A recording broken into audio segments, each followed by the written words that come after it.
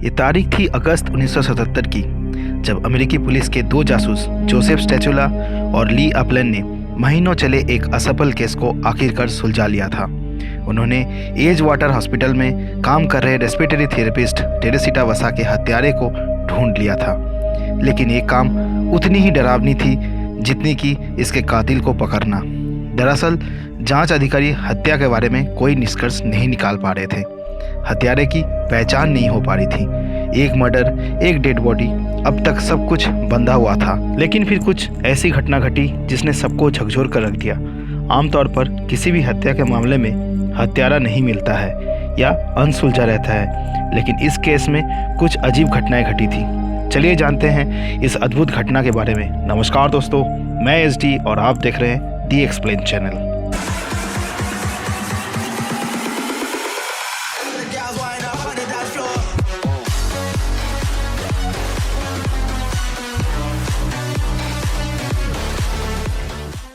इक्कीस फरवरी 1977 को शिकागो में एक हत्या हुई। पुलिस ने टेरेसा वसा नाम की महिला को उसके ही अपार्टमेंट में रहस्यमय हालत में अधजली अवस्था में मिली। तब तक उसकी मौत हो चुकी थी। मूल रूप से फिलीपींस की रहने वाली टेरेसा वसा फ्लैट नंबर 15वीं 2740 north pine grove avenue Chicago में रहती थी। वो इलिनॉइस में एजवाटर अस्पताल में रेस्पिरेटरी थेरेपिस्ट के रूप में कार्यरत थी। उस दिन शाम को आग लगने की सूचना दमकल कर्मियों को मिली। वो तुरंत अपार्टमेंट में गए और उन लोगों को 48 वर्षीय टेरेसा का अधजली शव मिली। रसोई के चाकू से उसकी छाती पर वार किया गया था और फिर उसके बॉडी को जलते कपड़ों और गद्दे के ढेर के नीचे रखकर आग लगा दी गई थी। उसके कपड़े उतार दिए गए थे, जैसे कि उसके साथ बलात्कार किया गया हो, परंतु पोस्टमार्टम रिपोर्ट में बलात्कार की कोई पुष्टि नहीं हो पाई। हत्या इतना दर्दनाक था कि उसकी आधी बॉडी जल चुकी थी। जांच अधिकारियों ने हत्या की जांच शुरू की, लेकिन इस हत्या के बारे में कोई निष्कर्ष नहीं निकाल पा रहे थे। हत्यारे की पहचान नहीं हो पा रही थी। पुलिस काफ़ी असमंजस में थी। हत्यारे को खोजने में इस सारी जानकारी किसी काम की नहीं थी। हालांकि इस बारे में एक सूत्र का पता चल पाया था। ये टेरेसा का हस्तलिखित नोट थी, जहां उन्होंने AS नामक एक व्यक्ति के लिए थिएटर टिकट बुक कराने के लिए लिखी थी। लेकिन क्या ये AS नामक व्यक्ति ही हत्यारा था? जांच अधिकारियों को कुछ समझ नहीं आ रहा था।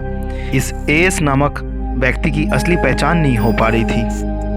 आखिरकार जांच अधिकारियों ने प्रख्यात जासूस स्टैचुला को जांच में शामिल कर लिया और टेरेसा के आखिरी फ़ोन कॉल के बारे में पता लगवाए। आखिरी फ़ोन पे टेरेसा ने रूथ लोब नामक व्यक्ति के साथ बात की थी। रूथ से बातचीत के दौरान टेरेसा ने उन्हें ये भी बताया कि घर में एक पुरुष मेहमान आने वाले हैं। हालांकि टेरेसा ने रूथ से उस मेहमान के बारे में कुछ बात नहीं की थी। शाम को 7:40 पर टेरेसा ने रूथ से बात करना समाप्त किया। पुलिस ने उसी दिन शाम को 8:30 बजे उसके शव को बरामद किया। तो इन 50 मिनटों में टेरेसा के साथ आखिर क्या हुआ था? तो क्या उसे किसी पुरुष मित्रों ने ही मारा था? वो आदमी आखिर कौन था?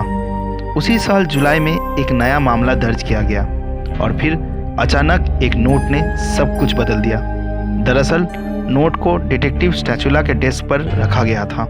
इसमें कहा गया था, टेरेसिटा की हत्या की जांच के लिए इस नंबर पर कॉल करें। फ़ोन नंबर इवेंस्टन पुलिस विभाग का था। वहाँ जब स्टैचुला ने कॉल किया तो उन्हें बताया गया कि टेरेसिटा के अस्पताल में एक सहयोगी है जो हत्या के बारे में जानकारी दे सकता है। पता चला कि टेरेसा के वो सहयोगी का नाम रेमी वायस या रेमी चोआ है। वो भी रेस्पिरेटरी रोग के विशेषज्ञ थी। हालांकि पुलिस पहले उसके पति के मुंह से सुनी गई बातों पर विश्वास नहीं करना चाहती थी। स्टैचुला ने सोचा कि उसे इस तरीके की कहानी कहकर उसका वक्त नष्ट किया जा रहा है, लेकिन फिर उन्हें कुछ ऐसे तथ्य और सबूत मिले जिन्हें स्टैचुला टाल नहीं सकते थे। रेमी के पति का कहना था कि टेरेसा की आत्मा कभी कभी उनकी पत्नी पर हावी हो रही थी। पहले तो रेमी को टेरेसा का चेहरा अलग अलग स्थानों पर दिखाई देने लगा था। बाद में टेरेसा उसके सपने में भी आने लगी। फिर एक दिन अपनी नींद में रेमी बिल्कुल अलग स्वर में बोलने लगी। रेमी के पति ने कहा कि रेमी ने अपना परिचय टेरेसिटा के रूप में दिया। उसने खुद की हत्या के बारे में बताई। उसने हत्यारा का नाम बताया।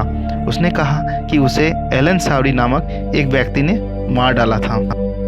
रेमी के पति पहले तो इस पर विश्वास नहीं करना चाहते थे, लेकिन एक के बाद एक ऐसी घटनाएं होने लगी थी। फिर एक रोज रेमी के पति ने उस आवाज़ से सबूत मांगा और उस आवाज़ ने भी प्रमाण देना शुरू कर दिया। उन्होंने कहा कि घटना वाले दिन एलन सावरी टेरेसा के घर पर टीवी मैकेनिक बनकर आए थे और फिर टेरेसा की हत्या कर दी और महंगे गहने चुरा लिए गए, जिसे वो बाद में अपनी गर्लफ्रेंड को गिफ्ट के तौर पर दे दिया था। वो आवाज़ टेरेसा के गहनों का विस्तृत विवरण देती है। हालांकि स्टैचुला को इस घटना पर विश्वास नहीं हुआ, लेकिन वो ये निर्णय लिया कि इस मामले को देखेंगे। स्टैचुला ने एलन नामक शख्स को बुलाकर पूछताछ शुरू की।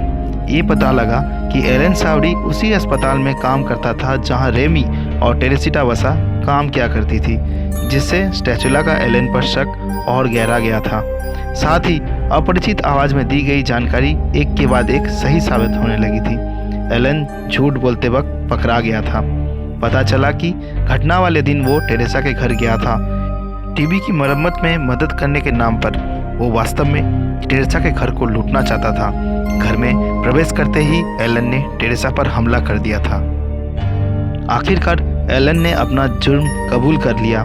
हैरानी की बात ये थी कि टेरेसा के चोरी हुए जेवर भी उसके प्रेमिका के पास से ही मिली थी। ये भी उस अपरिचित आवाज़ ने ही जानकारी दी थी। लेकिन क्या सच में टेरेसा की आत्मा ने ही उसके हत्यारे की पहचान करवाई थी? जासूस स्टैचुला से जब ये सवाल पूछा गया तो उन्होंने कहा, मेरे पास कोई स्पष्टीकरण नहीं है, लेकिन शायद इस घटना को आगे भी देखा जा सकता था। शायद कुछ और सच सामने आ सकता था। तो दोस्तों, आपकी क्या राय है इस घटना पर? क्या सच में ऐसा मुमकिन था कि टेरेसिटा की आत्मा ने ही उसके हत्यारे का पता लगवाया था, या फिर इस हत्या के बारे में रेमी चुआ को पहले से ही पता था, या फिर कुछ और पहलू था जो कभी पता ना चल पाया? आप अपनी राय नीचे कमेंट बॉक्स पर दें। हम जल्द हाजिर होंगे एक नई एपिसोड के साथ। तब तक के लिए आप हमारे चैनल को सब्सक्राइब करें नीचे दिए गए बेल बटन पर क्लिक करके, ताकि हमारी वीडियो आपको सबसे पहले मिले। हमारे वीडियो को ज़्यादा से ज़्यादा शेयर करें और लाइक करें। आज के लिए इतना ही। धन्यवाद।